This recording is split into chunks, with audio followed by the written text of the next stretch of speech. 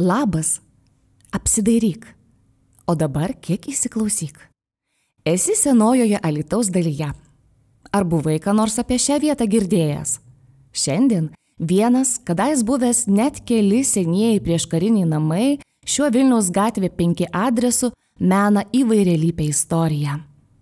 Nuo baro Gintaras iki 3-ame dešimtmetyje veikusios galanterijos prekių krautuvės, Žydų liaudies banko ar garsiųjų pono Zingerio nakvynės namų, kuriems netrūko liaupsių net tuometinėje spaudoje. Sakyta, jog sugrįžti čia kaskart norėjosi.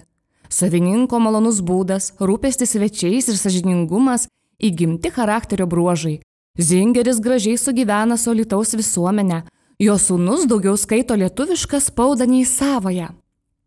Name pažymėtame 5 numeriu gyveno pirklys Efraimas Bokšickis, tačiau nuklyskime ir į kaimyninį gretimą 7 A namą. Šis priklausė Isakui Liubeckiui, jame veikė ligoninės, vėliau apskrities centrinės savivaldybės vaistinė.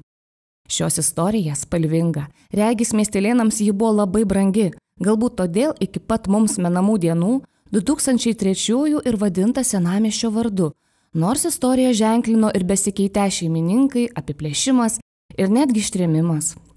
Sugrįžkime į Vilniaus gatvę 5. Sovietiniais metais 5-ame dešimtmetyje čia veikė Artelė apranga. Vėliau šiame name kelis dešimtmečius veikė sėklų parduotuvė.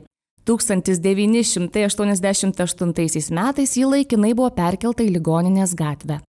Po persikėlimo pardavėjos laukė, kol bus pastatytas naujas daugiabutis Vilniaus gatvė 5, kuriame ir vėl buvo numatyta įrengti naują sėklų parduotuvę. Įdomu. Juk dabar čia veikianti ir taip pat sėklomis prekiaujanti žalia stotelė dirba jau 25 metus. Kas galėjo pagalvoti, jog ši vieta visuomet buvo tokia svarbi miestui ir pilna gyvybės? Bet juk jei žmogus perka sėklas, vadinasi jas sės. Jeigu sės, vadinasi kažkas užaugs. Jeigu užaugs, vadinasi kažkas tuo džiaugsis. Ei, nusišypsok ir tu. Gyvybė tęsiasi.